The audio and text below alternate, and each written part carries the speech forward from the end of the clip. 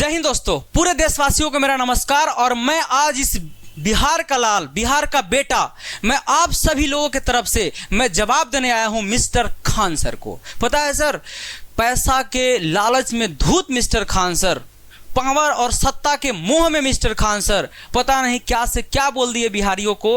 और आपको एक बात बताया ना सर, आपने संस्कार का 1% भी परिचय इस पॉडकास्ट में नहीं दिया है। पता है, आपके लिए 2-4% इज्जत बचा था, लेकिन इस पॉडकास्ट को देखने के बाद वो 2-4% इज्जत भी खत्म हो गया। आपको लग रहा होगा ना कि आपने बहुत बड़ा कार्य कर दिया, आपने लोगों को मूर्ख बना दिया।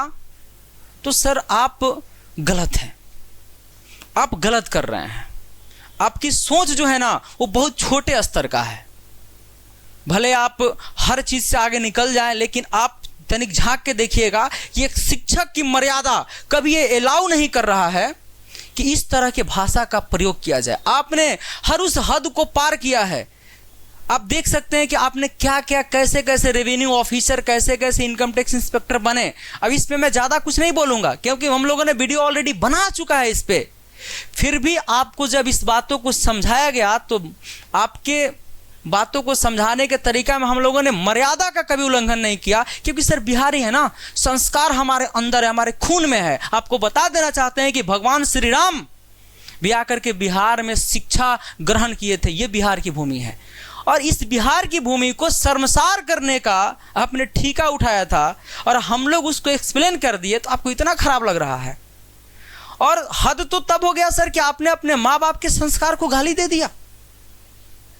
मतलब आपका सोच देखिए कितना छोटा है कि आप कह रहे हैं कि हमें जो फैजल खान कहते हैं मैं उनका जीजा हूं, और जो स्टूडेंट मेरे अपने हैं मुझे खान सर बुलाते हैं। और आपने ये भी बोला कि फैजल खान मेरे ससुराल वाले मेरे साला और सालिया कहते थे। तो आपको बता देना चाहते हैं कि जब आपका जन्म हुआ तो आप खान सर नहीं थे, आप फैजल खान ही थे। क्योंकि जब एक बच्चा का जन्म होता है तो माँ बाप बड़ी सोच समझ करके बच्चा का नामकरण करते हैं और उस नाम पे उन्हें बहुत गर्व होता है। जैसे मेरा नाम आज़ाद है, मेरे पिताजी को बहुत गर्व है मेरे नाम पे, वैसे आपके भी पापा को गर्व होगा फैजल खान कहने पे, आपकी मम्मी को गर्व होगा फैजल खान कहने पे, आपके भाई और बहन को गर्व होगा फैजल खान भैया कहने पे। लेकिन आज आपने उस संस्कार को क्या जवाब दीजिएगा? क्योंकि आपने तो कहा कि जो मुझे फैजल खान मानते हैं मैं उनका जीजा हूं। तो आप जवाब दीजिएगा अपने माँ बाप, अपने भाई बहन को, और आपके जवाब का इंतजार रहेगा। और पता है सर, आपको बिहार केसरी सम्मान दिया गया था।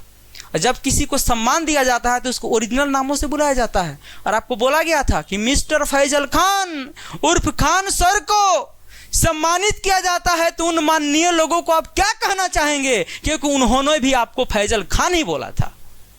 जानते हैं सर, भाषा की मर्यादा संस्कार से आता है। कुछ पैसा हो जाने से संस्कार नहीं बदलता है। लाख लिपापोती कर लीजिए, लेकिन आपको समझना पड़ेगा, संस्कार का परिभाषा आपको जानना पड़ेगा, संस्कार की मर्यादा आपको सीखनी पड़ेगी। यह सत्य है। और पता है, मैं दूसरी बात कहना चाहता हूं। आपने क्या कहा कि बिहार किसी के बाप का नहीं है, मुझे बिहार से कोई निकाल नहीं सकता है। आप बिल्कुल सही बोले हैं सर, बिहार किसी के बाप का नहीं है, बिहार बिहारियों के बाप का है। और जिसके बाप का बिहार होगा वो बिहार में रहेगा, जिसका नहीं होगा वो नहीं रहेगा। ये तो सत्य बात है। अब हमारे बाबूजी के घर है तो हम रहेंगे।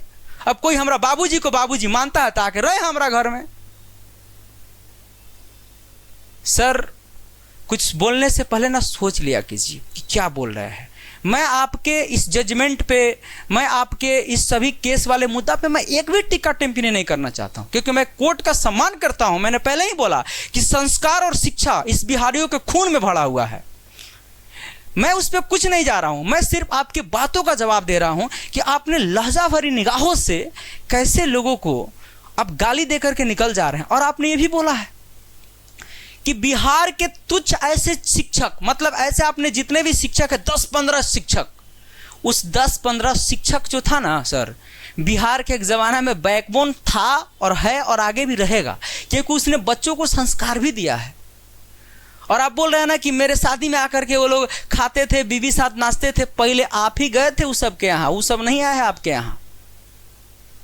जब आप फेमस नहीं थे तो आप जाते थे उस सब के यहाँ, वो सब नहीं आया है। आपके शादी में भी जिस महानुभाव का आपने जिक्र किया है, जिनको आपने टारगेट किया है, मैथ के सबसे बड़े बिजार्ड शिक्षक हैं, वो आपके शादी में नहीं आए थे। उनको पता था आपके बारे में, वो नहीं आएंगे।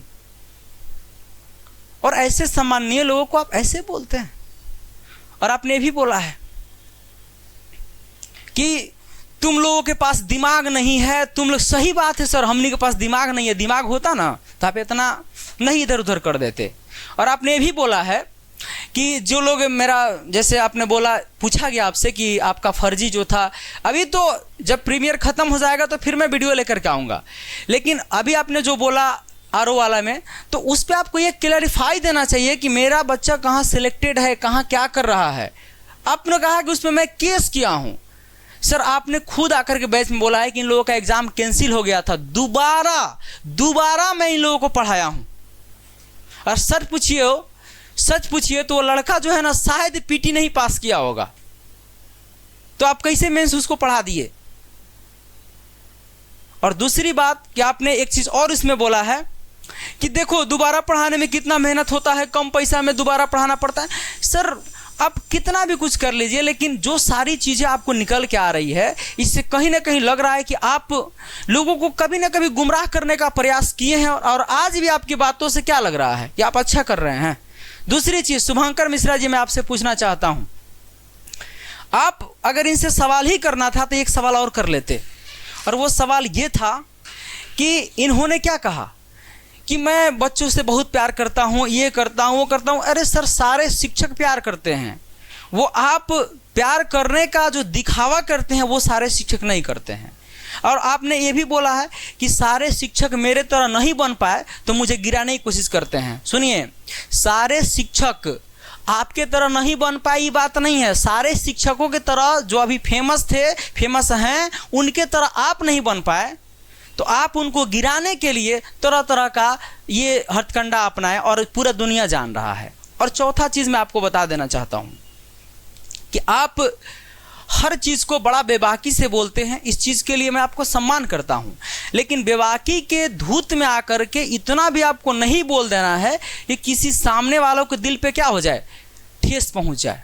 और बड़ा मैं आपको लहजे से समझा रहा हूँ सर, मैंने एक ही बात बोला था। अच्छा, आपने शुभंकर मिश्रा जी के चैनल को चुना, आप अपने चैनल पे भी आकर के अपनी बातों को रख सकते थे। और दूसरी चीज़, शुभंकर मिश्रा जी, मैं आपसे ये पूछना चाहता हूँ, आपने कहा ना कि इतने सारे आपने क्रॉस क्वेश्चन किए हैं, एक क्वेश्चन और आप कर लेते कि जब इनसे एक बच्चा ने कहा कि सर मेरा बैच ऐड कर दीजिए, ऐसा कुछ करके रिकॉर्डिंग था। आप वीडियो क्लिप भी देख सकते हैं, मतलब कि मैं आप लोगों का ज़रूरत होगा तो डाल दूंगा, देख लेना भाई तुम लोग। तो उन्होंने वहाँ पे अपने संस्कार का कितना शानदार परिचय दिया है। कहा है कि ये साले सब पड़ोसियों के औलाद हैं, इनके दो बाप होंगे। आप स्टूडेंट को इस लहजा से आप बात करते हैं, सोचिए कि आपकी मानसिकता, आपकी सोच कैसी है। और आपको ऐसा नहीं कि मैं आपको सम्मान नहीं कर रहा हूं, लेकिन आपने जो लहजा का इस्तेमाल किया है, कहीं से कुछ दृष्टिकोण से नहीं लग रहा है कि सम्मान भरी निगाहों से इस चीज़ों को देखा जाए। मैं आपके सारे बातों का जवाब दूंगा, इंतजार कीजिए। पॉडकास्ट खत्म होने दीजिए, मैं सभी बातों का इंतजार करूंगा, इंतजार कीजिएगा आप लोग। और मैं शुभंकर मिश्रा जी से कहना चाहता हूं कि सर ये सब सवाल भी आपको उठाने चाहिए थे, क्योंकि एक शिक्षक के लिए उसकी भाषा, उसके सम्मान, उसकी मर्यादा और उसके भावनात्मक जो दृष्टिकोण है, इससे बेहतर कुछ नहीं हो सकता। एक शिक्षक की मर्यादा क्या, उसकी अपनी भाषा, और इस भाषा का सम्मान नहीं किया गया आपके पॉडकास्ट में। आप समझ सकते हैं कि इतना कुछ होने के बाद भी इन्होंने किस भाषा का इस्तेमाल किया है, वो आप पूरा दुनिया देख रही है। ऐसा नहीं है कि मैं ही देख रहा हूँ, पूरी दुनिया जान रही है। लेकिन अभी जो मैंने बताया आपको कि इस तरह से आप बच्चों को प्रेजेंट करते हैं, बच्चों को बताते हैं, ये कहीं से सही नहीं है। बाकी अगले एपिसोड का इंतज़ार करिएगा, और हमारी बातों से उम्मीद है कि आप सबको जो है जवाब सर को भी मिल गया होगा, और आपके जवाब का इंतज़ार भी रहेगा। मिलेंगे फिर किसी नेक्स्ट एपिसोड में, तब तक के लिए जय हिंद, जय बिहार।